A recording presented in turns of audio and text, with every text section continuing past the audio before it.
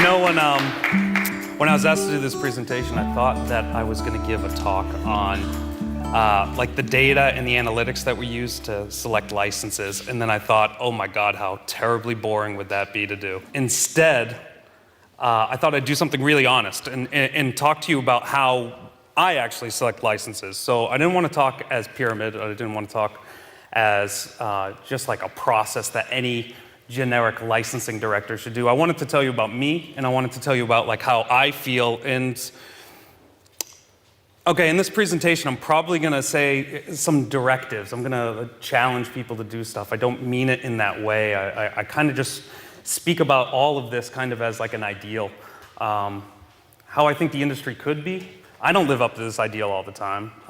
It's not even a very high ideal, but you know, we're still, honestly, it's not, but I really think that the way a lot of people approach the business is a disservice, and you can see it in the product, and that really that bothers me, and that might seem silly or foolish, but nonetheless, that's the person I am. So I was thinking about what's a real honest way to start this presentation. What do I do every single day? And I kept coming back to one phrase. It's find the right licenses, make the best products. I don't always do that. I try to every single day, though. Find the right licenses, the licenses that work for me. Make the best product. Make the best product I physically can. So it's simple. That's the end of the presentation. Just find the right license. No, okay. Let's kick on. All right, so I said I was going to talk about me. I'm Andrew Lawrence. I'm the licensing director of Pyramid America. We're the North American branch of Pyramid. If you don't know who Pyramid is, that looks fun. Pyramid, we've got global offices. We got offices in New York, London, Australia, China, blah, blah, blah, blah, blah. We have way too many licenses. We employ way too many people. We export to way too many countries. We're making money, which is great. And we've been around for a long time. That's nice. I'm responsible for some of it. I can't take credit for it all. Of course, we have a great team. We sell to way too many people. It's just the truth of it. You know, we probably publish, you know, somewhere in the neighborhood of like 10,000 SKUs a year. Honestly, talking to you about it now, I feel overwhelmed and I feel like I should leave and probably go back to work. But no, it's great to see you guys. But more important than who Pyramid is, I said I was going to talk about who I am. I said I was going to talk about Andrew Lawrence, right? So this is me. 32 years of age. I'm a real-life millennial. That's like a real thing. I'm actually a human millennial talking to you. But no, like, you know, these are little factoids about me. Why am I putting this up on a board in front of all of you, right? It's like a bad dating profile, right? It's terrible. It's awful information. Why would you ever want to know anything about this, about me? I read a consumer insight report, we'll call it. And I was just flooded. I was really excited to see it. I guess, you know, I was young as a licensing director, and I thought I was going to get all this great insight and just know so much about customers and really, you know, dig into like who people are. But I ended up getting a bunch of information like this. And while this can tell you kind of who I am, it really doesn't, not for the purposes that I care about, right? There's something lacking. There's a human element lacking when you just kind of like file people into you know, weird categories that are kind of arbitrary, kind of inane, right? So yeah, I'm all these things, and that's great. But if I really wanted to talk to you about who I am, and what I really want to know about other people, right? I want to know things like this. Super Nintendo. Who am I? Who's Andrew Lawrence? Andrew Lawrence is the person who's owned every single Nintendo console that's ever existed. I've beat every Mario game, I've beat every Zelda game. No one can take that away from me. That's a compliment. To the point where I'm collecting plush dolls. My house is full of these plush dolls. My wife is going to divorce me if I buy any more of these plush dolls. The line in the sand has been drawn. Someone in the back, a woman just nodded like yes, she should. I've read every single Star Wars novel. That's not true since like about 2008 or something like that, but that's a long time to keep up with all the Star Wars novels. And I loved every single one of them. I cried reading every single Lord of the Rings novel. As an 8-year-old boy, like a religion, every Sunday, I watched cartoons. And I created the most magnificent structures known to man with my Legos and Kinects. And really, who Andrew Lawrence truly is, he's a person that wishes I wasn't talking to you right now about being a licensing director, and I wish I was telling you all about the history of Spider-Man. That would be a much better presentation. I really do think it. But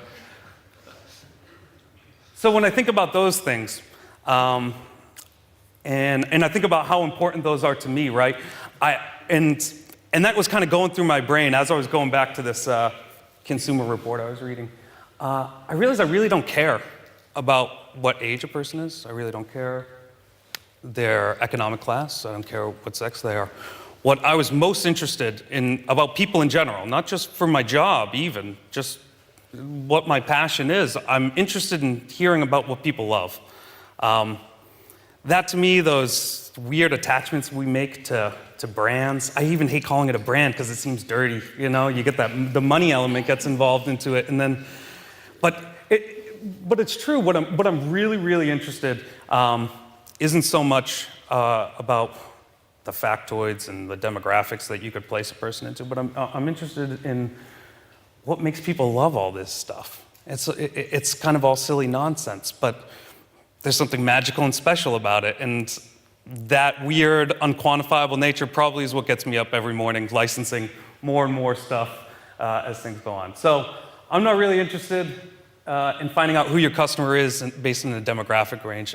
I'm interested in their fandoms. I'm interested in what they love. I would tell you that a 13-year-old girl who loves Batman might have more in common, for my purposes, than a 31-year-old man with a mortgage who also loves Batman.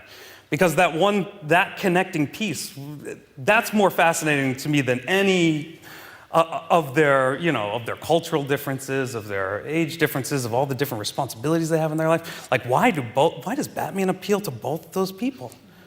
Batman appeals to 80-year-old men and 8-year-old men, but what is that? Why?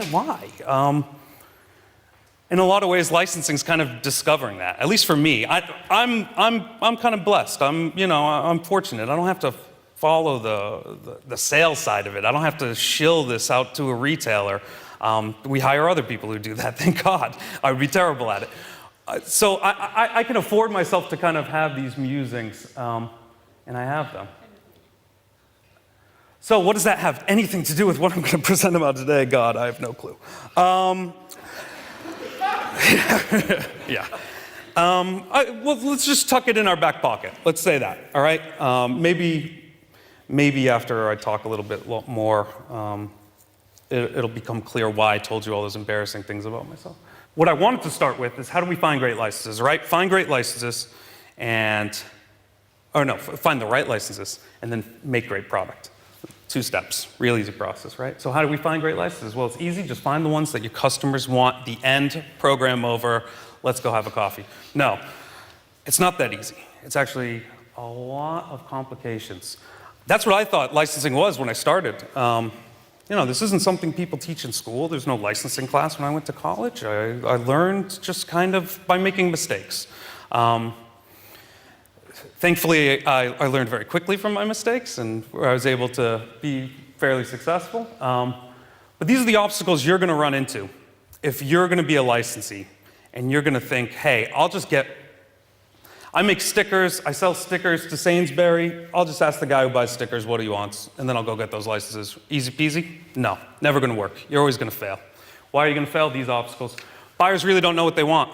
It's a little unfair. Is anyone a retail buyer here before I bash them? Feel free to raise your hand. Okay, all right, cool. Safe space. Buyers don't know what they want. It's not really their fault. We'll go into it more, but they don't. If you hesitate, you lose. It's competitive out there, at least in my product categories. I don't know what you guys make. Maybe you guys have the luxury of being a monopoly and being the only people who can deliver your product. I don't have that luxury. People are trying to steal my dollar, and even if they're not in my product, they're trying to take my retail space, they're trying to be in line, they're trying to take my 4-foot section. No matter what product, if you're selling product on a retail basis, you have to be competitive. You have to compete. And in this game, if you hesitate to grab a license, you lose. It's a sad reality of it, but there it is. And here's the big one. This is when licensors start getting mad at me. Every single licensor will tell you their property is the best thing. It has the most views. It had the biggest box office return. It is the best thing since sliced bread. And you're kind of expected to believe it to some degree. That's a major obstacle. We'll dig into these a little bit more, right? So first, the buyer doesn't know what he's doing. It's not his fault. Buyers are overworked, probably underpaid, if we're being honest about it too. Your typical buyer is buying on a 12-month ahead cycle. So you'd say, hey, it's really easy. Why doesn't he know what's going to be relevant in pop culture in 12 months? The problem really is there's too much content. There's just a lot of content. No human being can be expected to do the actual job of a retail buyer, like actually issue POs, review products, set up planograms, review, stuff like that. You can't do that job and then also do the enormous task that is all of the content that's out in the pop culture world, and I can barely keep up with it, and I actually get paid money to do it. I don't know how that happened, but the checks go cash. So you can't wait. You can't wait to grab a great license. How do you identify that it's great? That's a little bit more, right?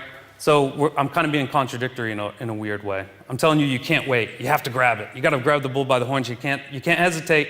Your competition's out there buying licenses too. They're going to grab it before you. You can't wait until the retailer asks you for it, because by the time the retailer asks you for it, your competition's made the deal, made a sample, put it in his hand, and he's ready to ship in 3 months. While you're trying to get a meeting with Disney, with Marvel, begging. And they're like, oh, hey, we got everyone we need. It's the words I never want to hear. We have everyone in your product category. We're full. We're all good. Your product categories are covered.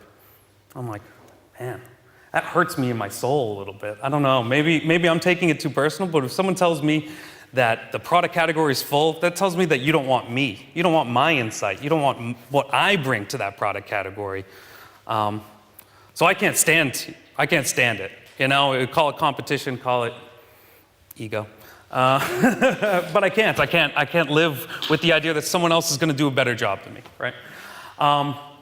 So I'm telling you, you have to get these licenses, but I'm also telling you, everything's the best. Every license is number one. Your time and resources are limited, so you can't buy everything. Where's the solution? Is there one? I don't really know. The solution is, remember what really, really matters. When you're thinking about licenses and acquiring, especially new licenses, we all can talk about, the majors, your Star Wars and your Marvel. They're perennials at this point. It's great to have them, and everyone wants them. That's it. That's great. I'm talking about the new, the hotness. What's really exciting right now? Well, like right now, like Fortnite. Amazing. Who wouldn't want the Fortnite license right now, right?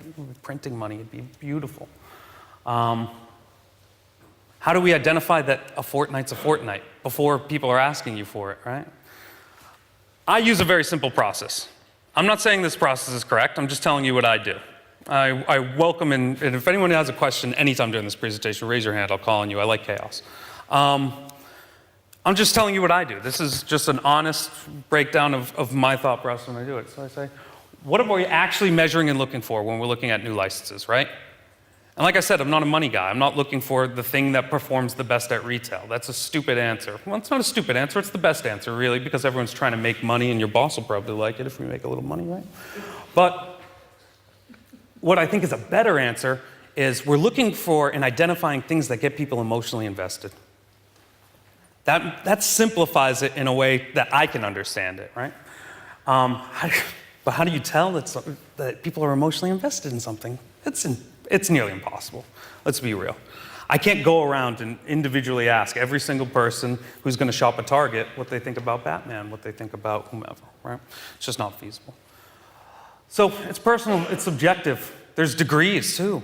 I really dislike Batman. Don't tell Warner Brothers I said this. I don't like Batman. He's like a Republican superhero. I can't deal with that, I'm more of like a Flash guy, but but you have to ask me that, right? Because you'll just see I got a DC backpack and you'll go, oh, guy loves Batman. Mistake. I'm never going to buy your Batman product. So how do you really find it? How do you find your emotional investment, right? My solution is this. Instead of asking everyone else what they think, ask yourself what you think, right? You say, that's the stupidest thing I've ever heard. Why would I base an entire business model on my singular personal taste? When I say, yeah, you're probably right. It's a really dumb way to do it. But I'm not sure if we have a better one. I think you have to start here. You have to start with what you love. And if it's not you, you personally, if you're just a business owner and you're like, listen, I have a lot of things to run, at least hire people who will have that kind of emotional investment or who can discuss it. Why don't you have a team of people who all talk about how they emotionally resonate to new properties? I think it's a step that's skipped far too often. Engage in the product and be honest with yourself about how you feel and how it makes you feel. You should have emotional connections to things. This is what we talk about when we talk, Pete talked about branding and how it's a personal thing, right? It is. It's supposed to move you. These are stories. These are, it's a vital part of being human is to talk and to tell stories. And if they don't move you, well, then maybe it's a fake product. Maybe it's not good enough to be in your licensing portfolio. That's at least my thought process on it. And if I can't love it, if I don't happen to love it, I have to open my mind to the idea that other people could love it. I have to take myself into the viewpoint of, even if it's My Little Pony. I don't love My Little Pony, but I need to get inside the head of someone who could and say, is this lovable? Rather than, do I love it? That's harder to do. I fail, I struggle at that all the time. I've passed on things that I said, I don't love this, so it's not lovable. And that's a mistake you learn over time and you try to correct. I don't know if there's a better way to do it though. I have to trust my gut. I have to trust my team's gut. I have to trust the people who I talk with and who have had a track record of making great products. We have to trust how we feel. Because I don't know any other way.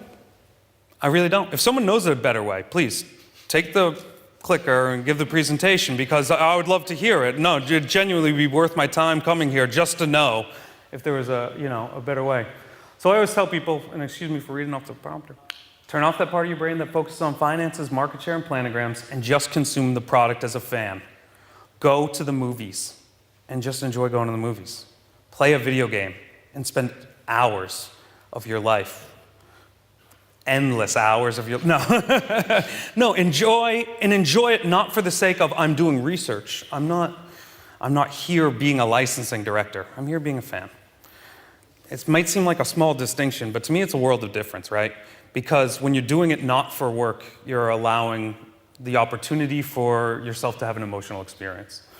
And I think that that's vital. If you're gonna be good, before I get to this slide, I'll go back. If you're going to be a great licensing director, or if you want a portfolio of good licenses, right? You have to engage, not as a fan, but we'll put this one in our pocket too. By the end of this presentation, I'll have an end of that sentence. So, we talked about how to find a great license. And I told you there's not really a good way, and I'm sorry, I don't have an answer. I just told you to trust your gut at the end of the day. That's scary, right? You're gonna run a multi-million-dollar business off of trusting my gut? You should be scared. It's a frightening thing. But there's a hidden beauty in that. Because if you buy licenses that appeal to you personally, right? You're only ever going to be working on IPs that you love. And so the product that you end up creating is going to be a product that's infused with so much love and care and attention that sure, you may have missed out on My Little Pony because I didn't love My Little Pony.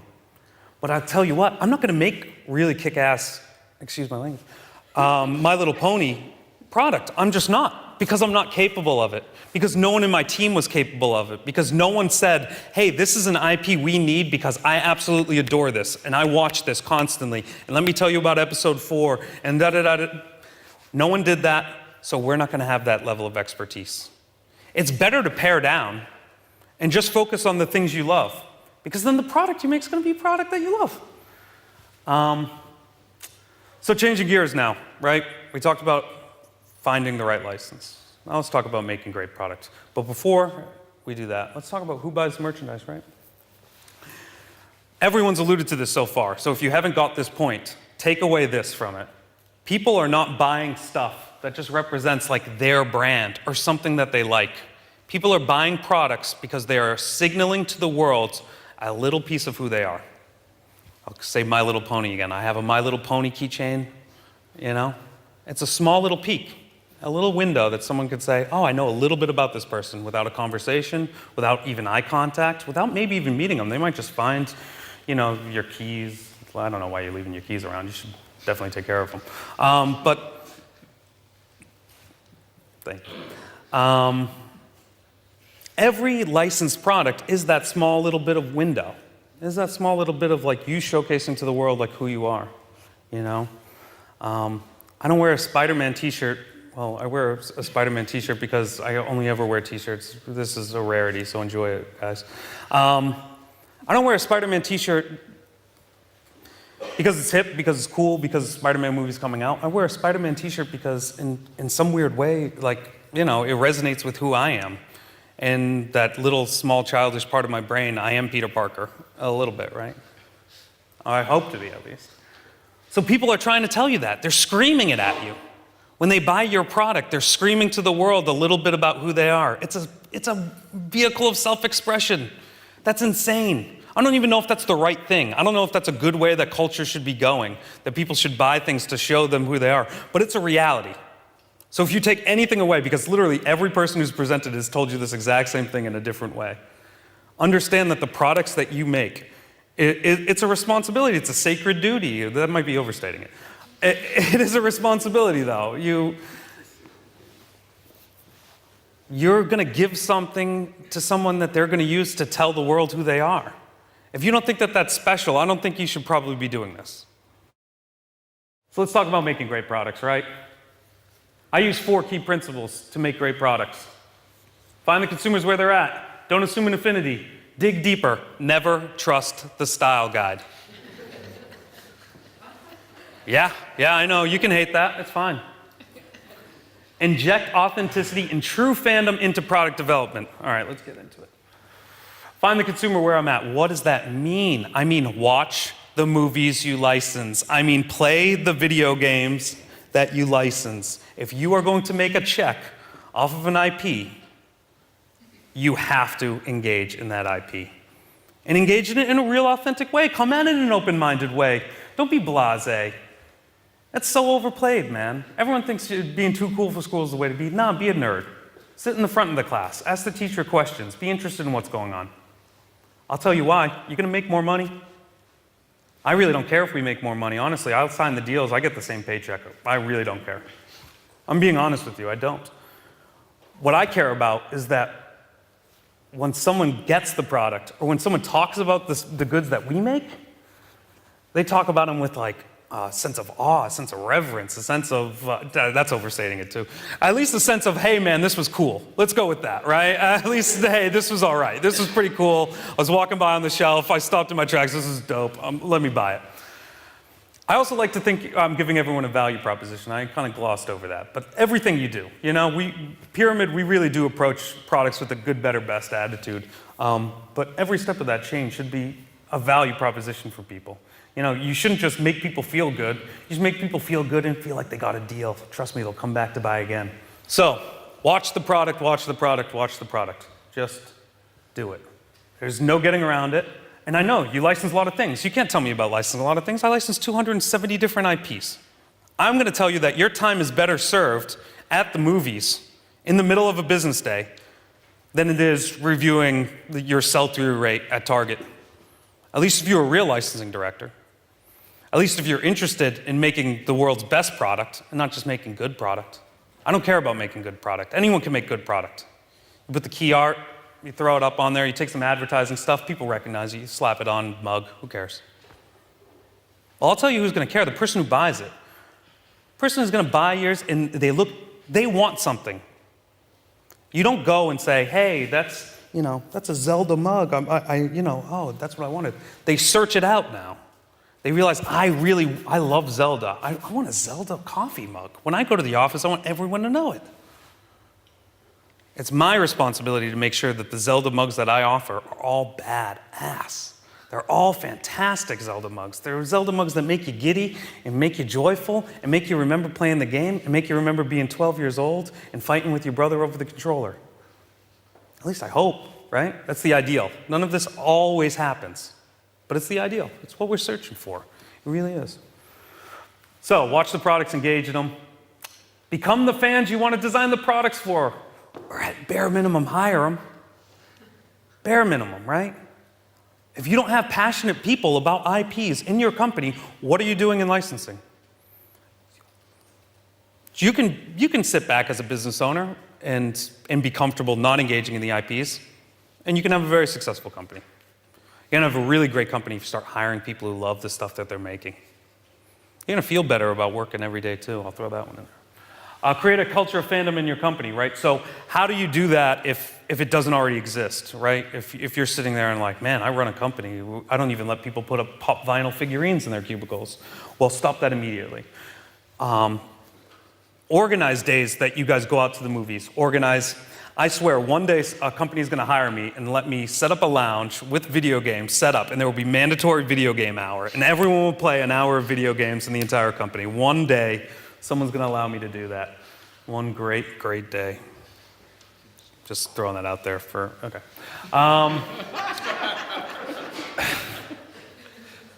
But if you can't do that, right? And that takes a while to build. You know, you can't just turn on a dime. It's not how life works.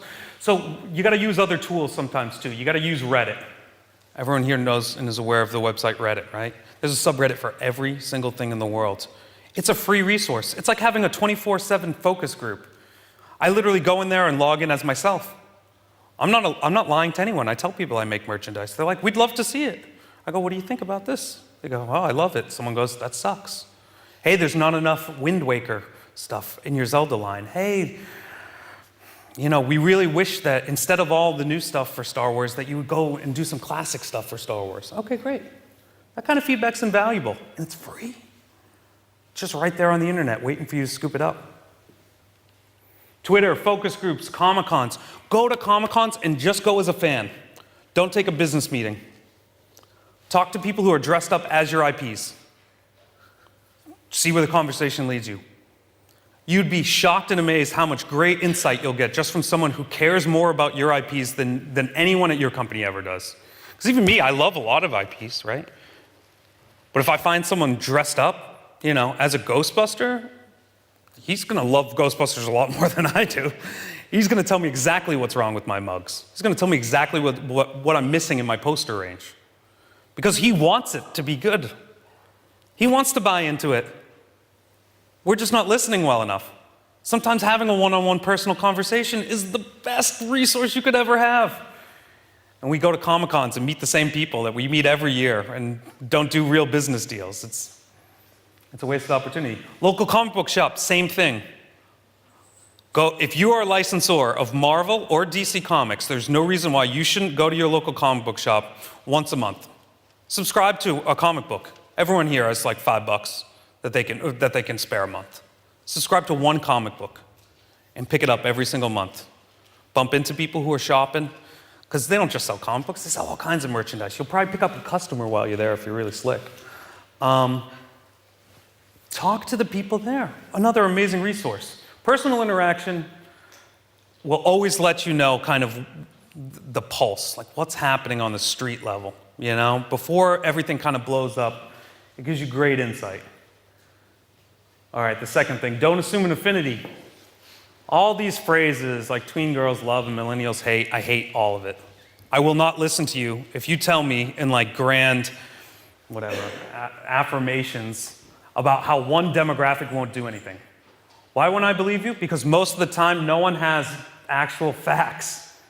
They're all operating on assumptions. Demand to see the proof. If anyone's going to tell you that tween boys are going to love this brand, this new IP we came out with, tween boys are going to love it, where's the proof in the pudding? And don't just give me a pie chart. I want to know how you got that data. Are you sampling it from the very fan site that you've created? Well, then, yeah, you're getting skewed results, right? I had people, and also sometimes it's less, or it's more subtle than just, hey, we have, you know, ages 8 through 12 really love this product. Sometimes it's something like, hey, this is really a boys brand. That little You know, Star Wars is a great example. I've had more retailers in my life tell me that Star Wars is a boys brand, and I could pull my hair out when I listen to it. The breakdown's probably like 55% to 45%. You're gonna ignore 45% of a potential market because a guy thinks, it's a boys brand, Star Wars, right? It's easy. It's lazy. They're not doing actual database thinking. If someone's gonna cite data to you, demand to know where it's coming from. Put their feet to the fire. A lot of people won't hold up onto it. But I'd rather know that than find it out later on. Everyone who actually works on Star Wars, by the way, would know that you can sell gobs and gobs of Star Wars merchandise to women. It's the movie Star Woman. It's kind of a big deal. But don't assume an affinity. If people are going to preach facts to you, make sure that they're giving you real facts that you can trust, not that you trust them to provide to you.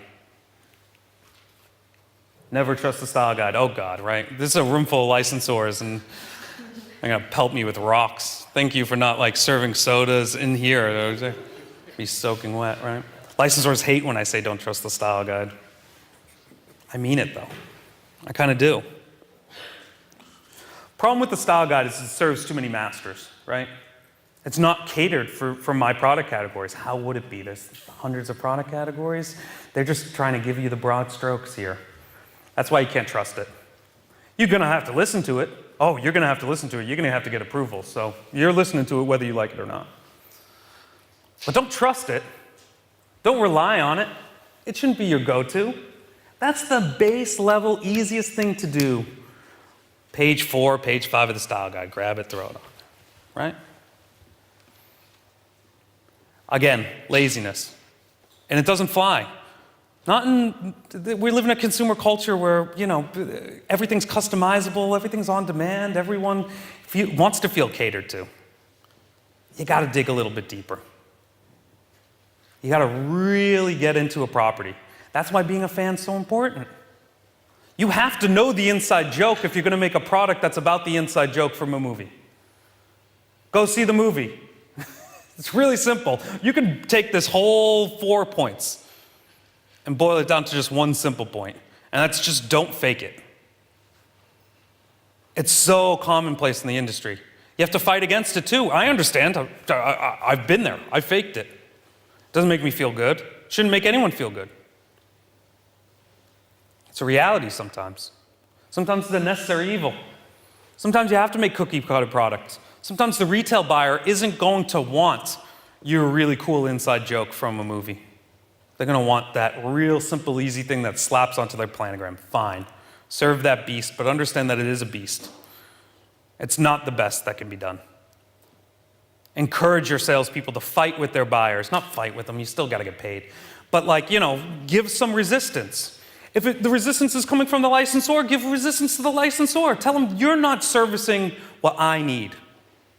By the way, Pyramid America is a red lion if we're talking. I didn't use an analogy. I'm the problem child. I would encourage more people to be problem childs. It'll make the industry better as a whole.